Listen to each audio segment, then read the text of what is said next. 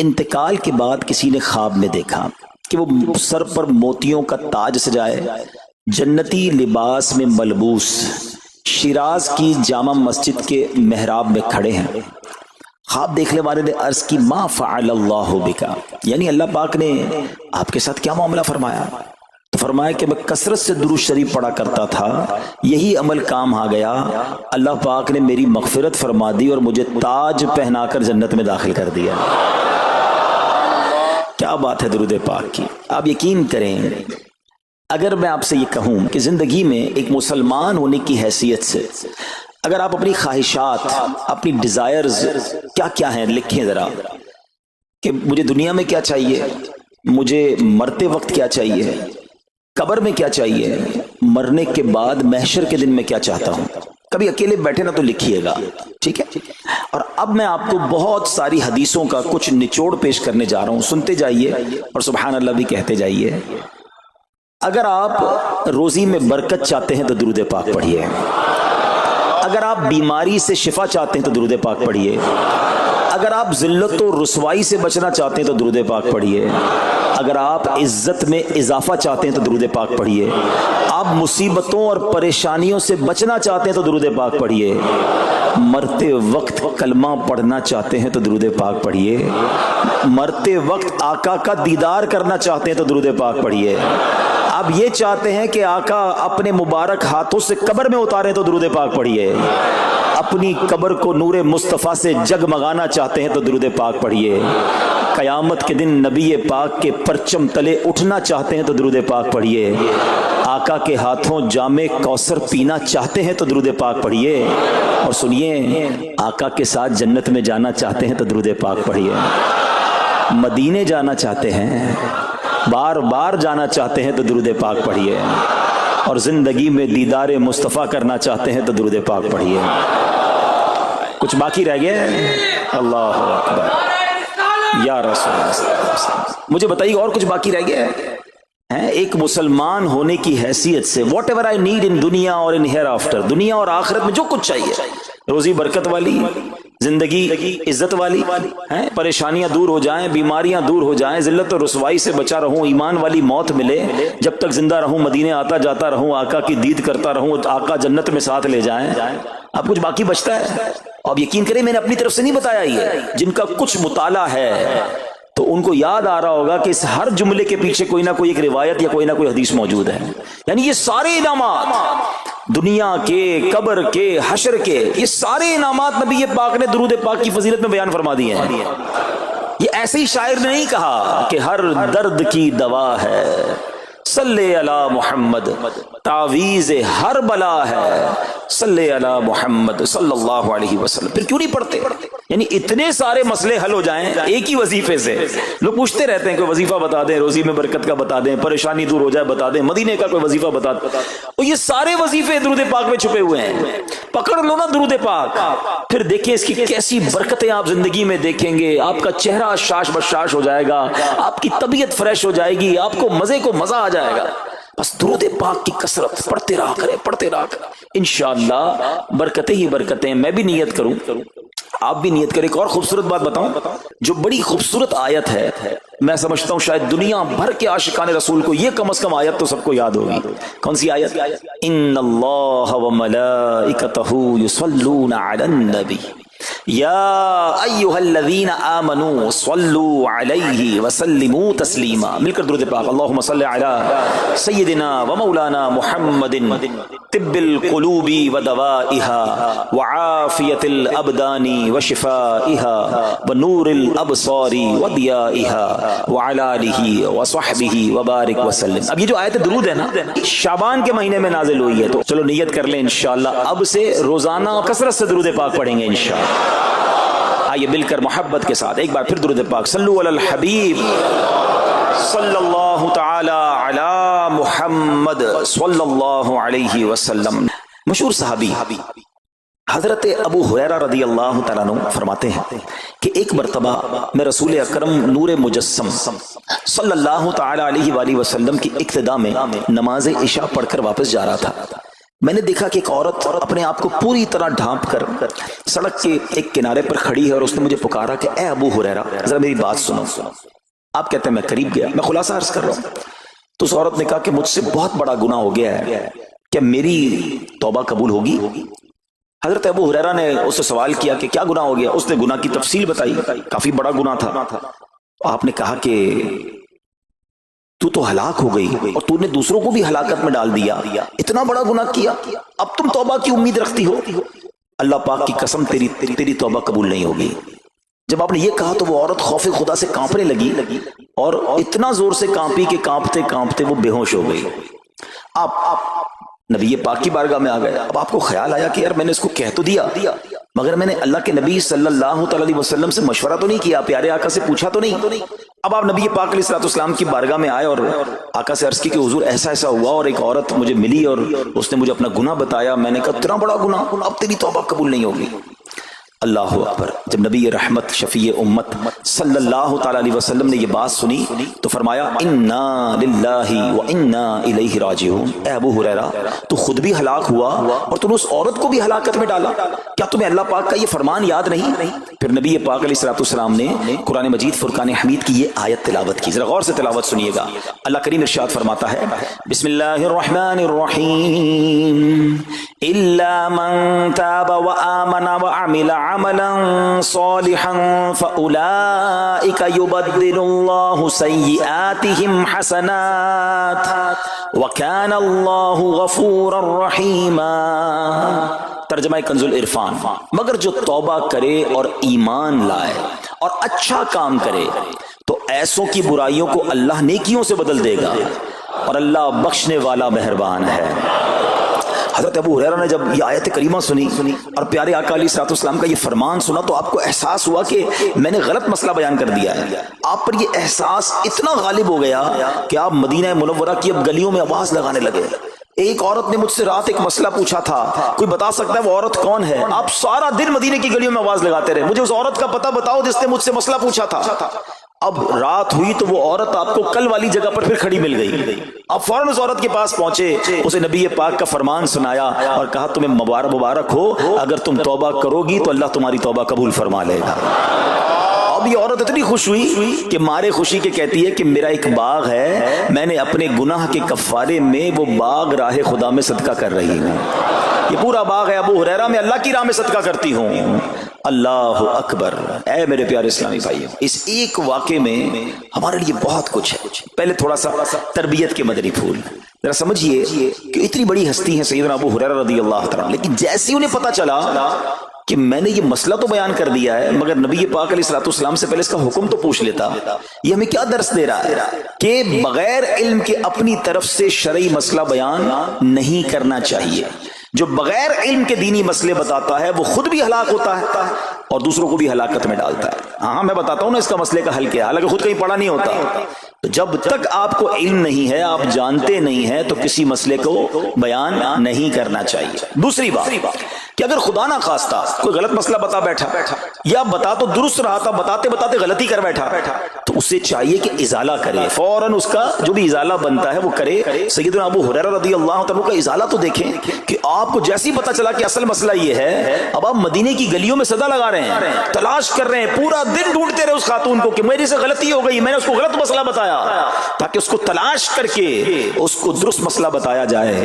اللہ اکبر. صحابہ کرام کی ادائیں بھی کتنی نرالی ہوتی ہیں, اللہ ان کا صدقہ عطا فرما دے. اب ہوتا کیا ہے کہ کبھی کوئی غلط مسئلہ بیان ہو گیا یا بیان میں, مشورے میں, درس میں کوئی غلطی ہو گئی, غلطی پتہ چل جائے, اب شرم آتی ہے کہ کیسے کہوں مجھ سے غلطی ہو گئی ہے, میں تو اتنا بڑا مبلغ بن کے گیا تھا, میں نے تو جناب اتنے پبلک میں بیان کیا تھا, اب میں کیسے بتاؤں کہ جناب میں نے یہ غلط پڑھ دیا یا غلط بیان کر دیا. حضرت ابو ہریرہ سب سے زیادہ جن کو حدیثیں یاد ہے, مگر سچ بتائیں بات سمجھنے والی پتہ کیا ہے, جو لوگ یہ سمجھتے ہیں نا کہ یار غلطی ماننے سے عزت کم ہو جاتی ہے, سچ بتاؤ آج 1450 سال بعد حضرت ابو ہریرہ کا یہ واقعہ سن کے ہمارے دلوں میں ان کی عزت کم ہو رہی ہے, بڑھ رہی ہے.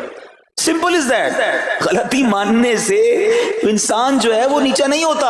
اللہ میرے پیر و مرشد کو سلامت رکھے, جن کی برکت سے لاکھوں علماء بن گئے ہیں, مگر آپ اپنے مدنی مذاکرے میں اپنے ساتھ علماء کرام, مفتیان کرام کو بٹھاتے ہیں, اور اگر کوئی توجہ دلاتا ہے تو لائیو چینل پر آپ فرماتے ہیں کہ یہ مسئلہ یوں نہیں یوں ہے. کوئی عزت کم نہیں ہوتی جناب. تو تو سبحان اللہ دو باتیں سیکھنے کو ملی کہ پہلے بتانا ہی نہیں ہے، اگر نہیں آتا تو اپنی بڑائی مارنے کے لیے بندہ کہتے مجھے نہیں معلوم، واللہ عالم میں نہیں جانتا، اور اگر آپ کو لگتا ہے میں صحیح بتا رہا ہوں اور پھر بعد میں کوئی توجہ دلا دے کہ آپ نے غلطی کی ہے تو پھر اس کو بالکل مانے بھی اور اس کا ازالہ کریں۔ اچھا اب علماء کرام نے بڑے پیارے طریقے بتائے، پہلے تو ظاہر یہ تھا کہ بھائی پبلک میں بیان کیا تو پبلک میں جا کر یا گلیوں میں جا کر آپ نے اعلان کیا، اب تو سوشل میڈیا کا زمانہ ہے، کوئی ویڈیو بنا کے ڈال رہے ہوتے ہیں، انسٹاگرام تو ٹویٹر تو پتہ نہیں کیا کیا چیزیں، موبائل فون، فیس بک، یوٹیوب، تو اب غلط غلط مسئلے لوگ شیئر کر رہے ہیں۔ ایک یہ بڑا مسئلہ پتہ کیا ہو گیا، ہمارے موبائل پہ جیسے ہی کوئی ویڈیو کلپ آیا، کسی کا بھی آیا یا کوئی پوسٹ آ گئی، کوئی فضیلت ہی آ گئی، نہ چیک کرنا ہے نہ کچھ کرنا ہے، اس کو فوراً فارورڈ کر دینا ہے، حالانکہ اس میں بعض اوقات غلط مسئلے ہوتے ہیں، بعض اوقات غلط حدیثیں ہوتی ہیں، ہمیں پتہ ہی نہیں ہوتا، ہم سمجھتے ہیں آگے شیئر کر دیں۔ اچھا شیئر کرنے والوں کا بھی بڑا مسئلہ ہے، اگر کوئی وظیفہ، کوئی نفل، کوئی بھی چیز ہے خود پڑھنی نہیں ہے، آگے 100 لوگوں کو بھیج دینی ہے، پہلے خود تو پڑھو۔ اچھا خود بھی پڑھنے سے پہلے کہاں چیک کروایا؟ تو پلیز یہ شریعت کے معاملات ہیں، اس میں بڑی غلطی ہو سکتی ہے، تو اگر آپ کو کوئی بھی چیز شیئر کرنی ہے تو بیسٹ آپشن یہ ہے کہ دعوت اسلامی .net، یہ دعوت اسلامی کی ویب سائٹ ہے، اس پر ایک گیلری کا آپشن ہے، آپ وہاں جائیے، وہ مفتیان کرام سے چیک ہوئی پوسٹیں پڑی ہوئی ہیں، آپ وہاں سے پوسٹ اٹھائیں، اس کو شیئر کر دیں، بنداز کریں، کوئی ٹینشن نہیں ہے، کیونکہ وہ علماء نے چیک کی ہوئی ہے۔ مگر ہر آنے والی پوسٹ، ہر آنے والی ویڈیو کو آگے بڑھا دینا، تو مشورہ یہی ہے کہ یہ بڑا سخت معاملہ ہے، کیونکہ یاد رکھیے قرآن مجید فرقان حمید میں اللہ تعالیٰ ارشاد فرماتا ہے وَمَنْ أَظْلَمُ مِمَّنِ افْتَرَىٰ عَلَى اللَّهِ كَذِبًا، اور اس سے بڑھ کر ظالم کون جو اللہ پر جھوٹ باندھے۔ اچھا اس کے بارے میں علماء فرماتے ہیں کہ اللہ پر جھوٹ باندھنے والا سب سے بڑا ظالم ہے۔ جب ہم کسی کو دینی مسئلہ بتاتے تو اس کا مطلب کیا ہوتا ہے کہ اللہ نے فرمایا یا اللہ کے حبیب علیہ السلام نے فرمایا، اس کا مطلب اگر ایسا نہیں ہے تو یہ اللہ پر جھوٹ باندھنا ہو گیا نا۔ ہم نے تو کہا مجھے تو پتہ نہیں تھا، کسی نے پوسٹ بھیجی تھی، کسی نے بتایا تھا، اچھا میں نے کہیں سنا تھا۔ اب کئی لوگوں کی تو عادت پتہ کیا ہے، ان کے ساتھ بیٹھو نا تھوڑی دیر بعد کہیں گے اللہ یہ فرماتا ہے، اللہ نے قرآن میں یہ فرمایا، پوچھو کدھر فرمایا، بولا یہ نہیں پتا، اللہ قرآن میں یہ کہتا ہے۔ بھائی کہاں کہتا ہے بتاؤ نا، آیت دکھاؤ، اللہ نے فرمایا یہ کرنا چاہیے، بھائی کہاں فرمایا؟ اپنی طرف سے۔ اچھا کیونکہ کہیں سنا تھا، کہیں دوستوں کی محفل میں آدھی بات یاد تھی، ارے ڈرنا چاہیے کہ میں کیسے کہہ دوں کہ اللہ نے فرمایا، میں کیسے کہہ دوں نبی پاک علیہ السلام نے فرمایا، جب یاد نہیں، پڑھا نہیں۔ امیر اہل سنت کی آپ نے احتیاط دیکھی ہے، آپ حدیث کی کتاب منگاتے ہیں کہ پورا دیکھ کر پڑھتے ہیں، مگر یہاں تو اپنی مرضی سے چل رہا ہے معاملہ۔ خدا کے واسطے ہم سمجھ رہے ثواب کما رہے ہیں، اور ایسا نہ ہو کہ گناہ جاریہ والے کام ہو رہے ہوں۔ تو میں نے آپ کو آسان حل بتا دیا کہ دعوت اسلامی کے جو آفیشیل سوشل میڈیا کے پیجز ہیں، اگر آپ کو شوق ہے تو وہاں سے کوئی پوسٹ اٹھا لیں، وہاں سے کوئی چیز اٹھائیں اور اس کو شیئر کریں، باقی خدا را ان کاموں کو اپنی مرضی سے آگے نہ کریں، کہیں ہم گناہ گار نہ ہوں۔ تو ایک بات تو ہمیں اس پورے واقعے سے سیدنا ابو ہریرہ رضی اللہ عنہ کو جو انداز، آپ کی عاجزی، آپ کا ازالہ کرنا، آپ کا اس عورت کو تلاش کرنا، یہ سکھا رہا ہے۔ یہ مسئلہ غلط بیان کرنا کتنا بڑا مسئلہ ہے، اللہ کرے کہ ہم اس کو سمجھیں۔ اب دوسری خوبصورت بات، آئے ہائے عورت کا گناہ ہے، بڑا گناہ ہے، مگر نبی پاک نے جو آیت بیان فرما دی اور جو اس تک پیغام پہنچایا کہ توبہ کر لو، میرا رب توبہ قبول فرما لے گا۔ آئے ہائے میرے پیارے اسلامی بھائیو، کتنا ہی بڑا گناہ کیوں نہ ہو جائے، اللہ سے مایوس نہیں ہونا ہے، اس کی رحمت سے مایوس نہیں ہونا ہے، کیونکہ میرے آقا مدینے والے مصطفیٰ صلی اللہ تعالی علیہ وسلم فرماتے ہیں التائب من الذنب کمن لا ذنب لہ، گناہوں سے توبہ کرنے والا ایسا ہے جیسا اس نے گناہ کیا ہی نہیں ہے، ختم، نل اینڈ وائڈ، ڈیلیٹڈ۔ یہ اتنی بڑی اللہ کی رحمت ہے کہ بس سچی توبہ ہو جائے نا، اللہ اس کو سارے اس کے گناہ معاف فرما دیتا ہے۔ حضرت عبداللہ ابن عبید رحمت اللہ تعالی سے روایت ہے، فرماتے ہیں کہ اللہ پاک کے نبی اور ہم سب انسانوں کے والد محترم حضرت آدم علیہ السلام نے اللہ پاک کی بارگاہ میں عرض کی، اے رب عز و جل تو نے شیطان کو میرا دشمن بنایا ہے، لیکن میری اولاد اس کا مقابلہ کرنے کی طاقت نہیں رکھتی۔ تو اللہ پاک نے فرمایا اے آدم، آپ کی اولاد میں قیامت تک جو بھی انسان پیدا ہوگا میں اس کے ساتھ ایک محافظ فرشتہ مقرر فرما دوں گا جو انسان کے لیے شیطان کی جو چال ہے اس سے اس کی حفاظت کرے گا۔ حضرت آدم علیہ السلام نے عرض کی مولا مزید کرم فرما۔ اللہ پاک نے فرمایا اے آدم، آپ کی اولاد کو ایک نیکی کا اجر 10 گنا ملے گا، نیکی ایک کریں گے اجر ملٹی پلائی بائی 10 ہو جائے گا، اور پھر اللہ نے فرمایا اس پہ مزید بڑھاؤں گا، جبکہ گناہ کوئی ایک کرے گا تو اس کے نامہ اعمال میں ایک ہی گناہ لکھا جائے گا۔ اللہ کی شان دیکھو، ایک نیکی اجر 10 گنا، گناہ ایک لکھا بھی ایک جائے گا۔ حضرت آدم علیہ السلام نے عرض کی مولا اور کرم کر دے، دیکھو شروع سے ہم پر مہربانیاں ہیں. حضرت آدم علیہ السلام بھی اپنی اولاد کے لیے اللہ کی بارگاہ میں عرض کر رہے ہیں. اللہ پاک نے فرمایا اے آدم جب تک روح انسان کے بدن میں رہے گی میں اس کی توبہ قبول کرتا رہوں گا. جب تک زندہ ہے نا، جب تک توبہ کر لے اس کی توبہ قبول ہو جائے گی. اللہ اکبر، کتنا کریم ہمارا مولا ہے، ہمارا پروردگار کیسا رحیم ہے. جب بھی گناہ ہو جائیں فوراً اللہ کی بارگاہ میں حاضر ہو جایا کرو، اپنی غلطی کا اقرار کر کے شرمندہ ہو جایا کریں. انشاءاللہ کریم توبہ قبول ہوگی اور گناہوں کی میل سے دامن صاف ہو جائے گا. ارے توبہ جب ہو جائے نا اور بندہ سچی توبہ کر لے، دیکھو اللہ کیسا کریم ہے، کیسا کرم کرتا ہے. ایک بزرگ کے بارے میں آتا ہے حبیب عجمی رحمت اللہ تعالی علیہ، ان کا نام تھا. ابھی بہت بڑے آپ اللہ کے ولی گزرے ہیں، بصرہ کے رہنے والے تھے، مگر توبہ سے پہلے آپ کی زندگی بڑی عجیب تھی. آپ بڑے امیر آدمی تھے، لوگوں کو قرضہ دیا کرتے تھے مگر سود پر قرضہ دیا کرتے تھے، سود لیا کرتے تھے. حال ایسا تھا کہ جب کسی سے سود لینے جاتے تھے یا قرضہ لینے جاتے تھے، وہ پیسہ نہ دیتا، لیٹ ہو جاتا تو اس سے جرمانہ وصول کر لیا کرتے تھے. ایک مرتبہ ایک مقروض کے دروازے پر گئے، وہ مقروض تو گھر پہ نہیں تھا، اس کی بیوی تھی. تو کہا میرا شوہر تو آج گھر پر نہیں ہے، نہ ہی میرے پاس رقم ہے کہ آپ کو دوں. آپ نے کہا مجھے تو چاہیے، کچھ نہ کچھ تو جرمانہ دینا ہوگا. تو اس نے کہا ہم نے ایک بکری ذبح کی ہے، گوشت تو سارا بانٹ دیا، کھا لیا، اس کا سر موجود ہے. آپ نے کہا یہی دے دو. سود میں پیسے نہیں ملے تو بکری کا سر لے آئے. اچھا اب جب بکری کا سر لے کر آئے تو اپنی زوجہ کو کہا کہ پکاؤ اس کو. تو زوجہ بولی گھر میں نہ لکڑیاں ہیں نہ دوسرا راشن ہے. چنانچہ اب لکڑیاں اور دوسرا راشن وغیرہ بھی دیگر مقروضوں کے گھر گئے اور وہاں سے سود میں کسی سے لکڑیاں پکڑ لی، کسی سے دوسرا راشن مسالہ وغیرہ چیزیں پکڑ لی، وہ بھی لے آئے. کہا لو پکاؤ. اب زوجہ نے ہانڈی بنائی، ابھی کھانا تیار ہو رہا تھا کہ اتنے میں ایک بھکاری آ گیا. حضرت حبیب عجمی نے اس وقت تو توبہ نہیں کی تھی، اس بھکاری کو بھی باتیں سنا کر نکال دیا، گھر سے نکال دیا. اب کھانا تیار ہو گیا، کھانے کے لیے بیٹھے، مگر جیسے ہی زوجہ نے ہانڈی کا ڈھکن اٹھایا نا تو وہ سالن جو تھا بکری کے سر کی بجائے پورا سالن خون سے بھرا ہوا تھا. زوجہ نے پکار کر کہا کہ دیکھو تمہارے اعمال کا نتیجہ، تمہاری کنجوسی کا نتیجہ، پوری ہانڈی خون سے بھری ہوئی ہے، سود کا مال تھا نا. اب ہانڈی کا یوں خون میں بدل جانا آپ کے دل پر بڑی تنبیہ ہوئی، بڑا اثر ہوا کہ یہ میں کیا کر رہا ہوں، میں کون سی روزی کما رہا ہوں. اللہ سے جنگ ہے نا سود کا کام کرنے والا، وہ تمام لوگ سوچیں جو سود کا کام کرتے ہیں. اب جب آپ کے دل پہ چوٹ لگی تو آپ نے اب توبہ کرنے کا ارادہ کیا کہ بہت ہو گیا، اللہ کو بڑا ناراض کر لیا. تو آپ حضرت حبیب عجمی اب باہر نکلے کہ حضرت امام حسن بصری کی بارگاہ میں جاتے ہیں اور وہاں جا کر توبہ کرتے ہیں. مگر جیسے ہی اب باہر نکلے نا تو کچھ بچے کھیل رہے تھے، کھیلتے ہوئے بچے نے آواز لگائی جلدی سائڈ پہ ہو جاؤ، دور ہو جاؤ، حبیب عجمی سود خور آ رہا ہے، کہیں ایسا نہ ہو کہ اس کے قدموں کی دھول ہم پر پڑے اور ہم بھی بدبخت ہو جائے. پھر دل پر چوٹ لگی کہ یار بچہ مجھ سے نفرت کرتا ہے، ایسا کام کرتا ہوں میں، اللہ بھی ناراض، اللہ کے بندے بھی ناراض، اور دل پر چوٹ لگی. حضرت حسن بصری رحمت اللہ تعالی کی خدمت میں گئے، بڑی سچی توبہ کی، اللہ کو راضی کرنے کے لیے پکی نیت کی. ابھی توبہ کی ہے، کوئی بڑی نیکیاں نہیں کر لی. واپس آ رہے ہیں، جیسے واپس آ رہے ہیں تو دیکھا کہ وہی بچے کھیل رہے ہیں. اب ان بچوں میں کسی نے آپ کو دیکھا تو کہا کہ اب حبیب توبہ کر کے آ رہے ہیں، دور ہو جاؤ، کہیں ہمارے قدموں کی دھول ان پر نہ پڑ جائے تو ہم گناہگار نہ ہو جائیں. تھوڑی دیر پہلے یہ بچے کہہ رہے ہیں کہ دور ہو جاؤ، ان کی دھول پڑ گئی تو ہم بدبخت ہو جائیں گے، سود خور جا رہا. ارے ابھی توبہ کی ہے. اور اللہ نے اپنے بندوں اور مخلوق کے دل میں کیسی محبت ڈال دی کہ بچے کہہ رہے ہیں دور ہو جاؤ، ہمارے قدموں کی دھول حضرت حبیب پر نہ پڑ جائے، ہم گناہگار نہ ہو جائیں. اب جناب بڑا دل پہ اور اثر ہوا کہ مالک تیری قدرت، ابھی تو توبہ کی ہے اور میری نیک نامی کا اعلان تو نے اپنی مخلوق سے کروا دیا، سب کے حقوق ادا کیے، سودی لین دین تھا سب ختم کیا، اللہ پاک کی عبادت میں مصروف ہو گئے، اللہ نے ولایت کا سرتاج بنا دیا، اپنا ولی بنا دیا. اے میرے پیارے اسلامی بھائیوں، یہ ہے توبہ. اللہ اکبر. اے میرے پیارے اسلامی بھائیوں، پتہ یہ چلا کہ عزت دوبارہ مل جاتی ہے.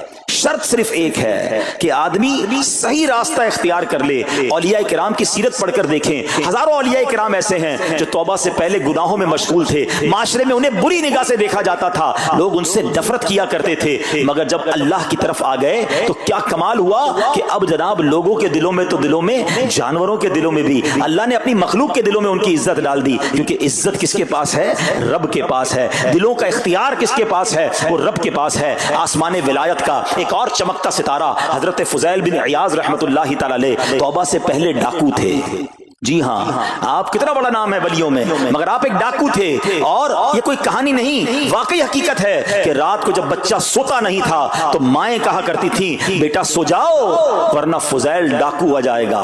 جس راستے پر آپ ہوتے تھے لوگ ڈر کے مارے اس راستے سے نہیں گزرتے تھے، مگر جب آپ نے توبہ کی، جن کا مال لوٹا تھا واپس کیا اور سارے حقوق ادا کیے، نیک کاموں میں مصروف ہو گئے، اللہ کی عبادت میں لگ گئے، حضرت فضیل بن عیاض نے وہ وقت بھی دیکھا کہ وقت کا بادشاہ آپ کے دروازے پر کھڑا تھا اور انتہائی عاجزی سے عرض کر رہا ہے کہ حضور ملاقات کا وقت عطا فرما دیجئے۔